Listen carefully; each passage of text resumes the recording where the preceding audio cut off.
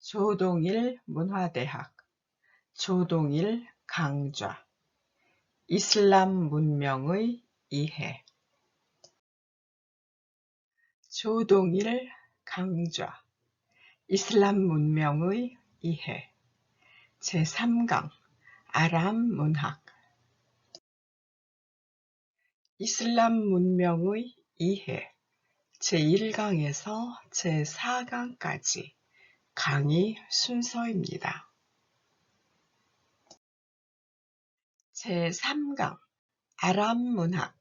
3의 5강, 구어 문학.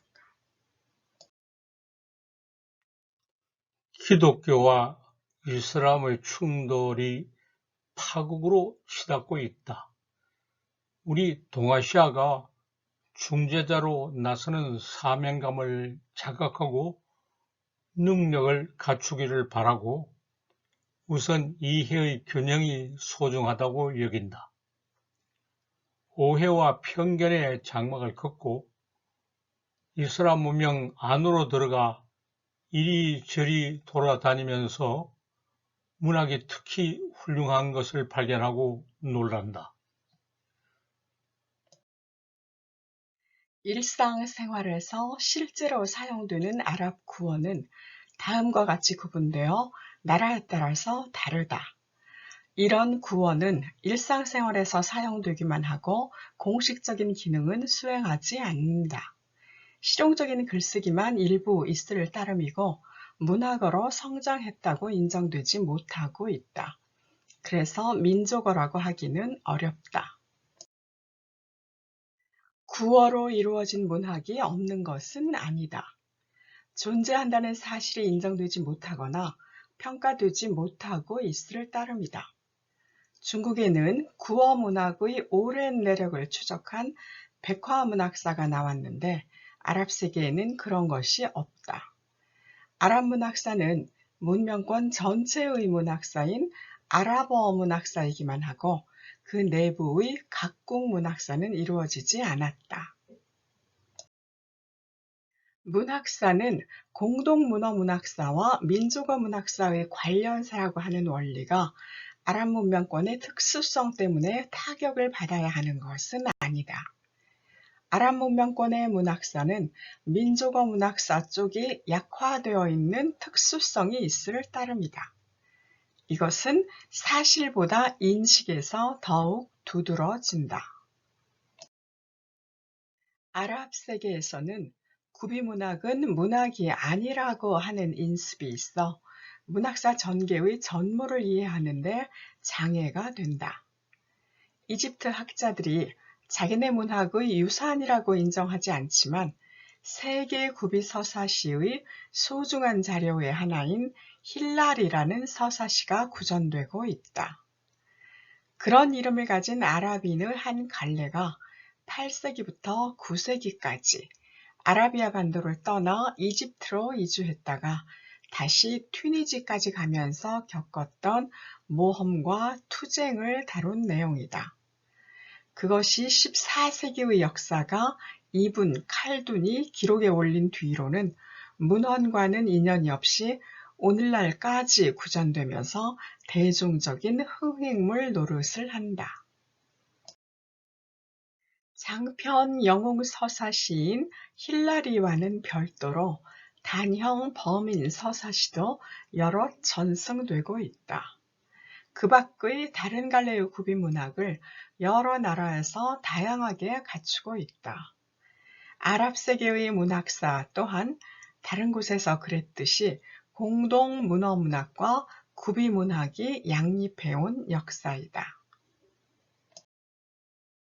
오늘날 이집트를 위시한 아랍 세계 여러 나라의 문학이 대단한 수준으로 발전했으나 언어 문제를 바람직하게 해결하지 못하는 고민이 있다.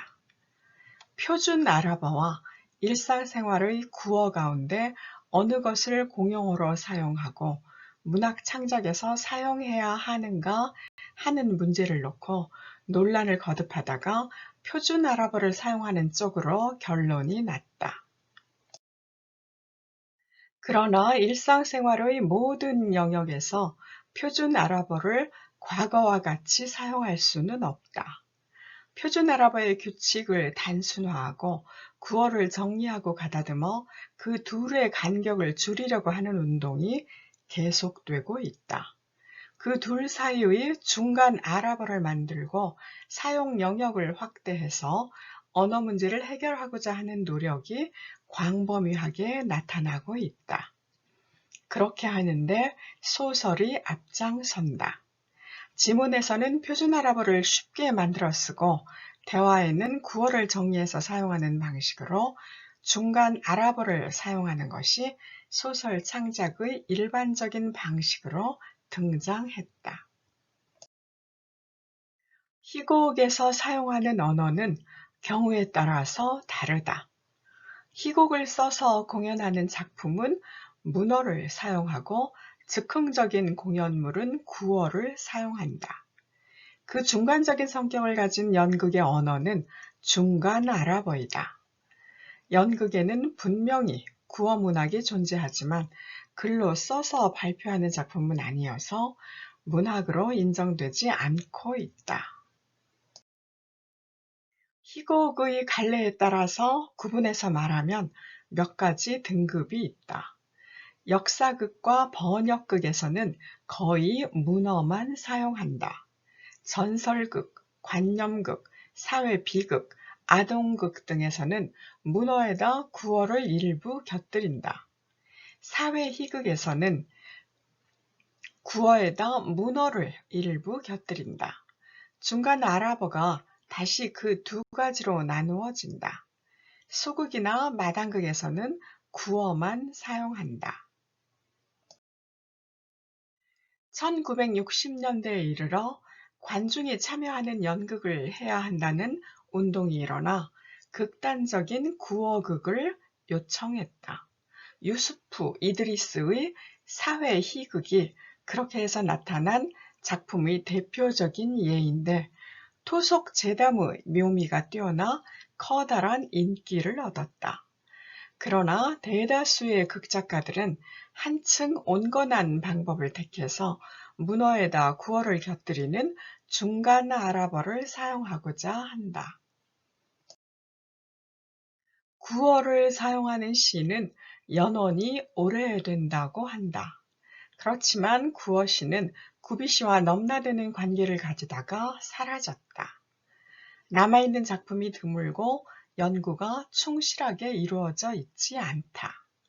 19세기에 이집트에서 나딤이 민중을 교화하기 위해서 신문에 실은 작품이 구어시를 의도적으로 시도한 선구적인 예로 평가된다. 구어시는 중국의 백화시보다도 늦게 나타나고 영역이 좁다. 구어로 시를 쓰는 시인들이 없는 것은 아니지만 널리 주목되지 않고 있으며 문학사를 서술할 때 외면되고 있다. 이슬람 문명의 이해 제5강에서 10강까지 강의 순서입니다. 강의 잘 들으셨습니까? 구독을 누르고 수강하신 후 댓글로 출석을 표시하고 논평을 제출하시면 강좌 수료증을 보내드립니다. 조동일 문화대학에서는 새로운 강좌를 계속 개발하고 있습니다. 지금 준비하고 있는 강의는 세계문학 문답입니다. 지속적인 참여를 부탁드립니다. 감사합니다.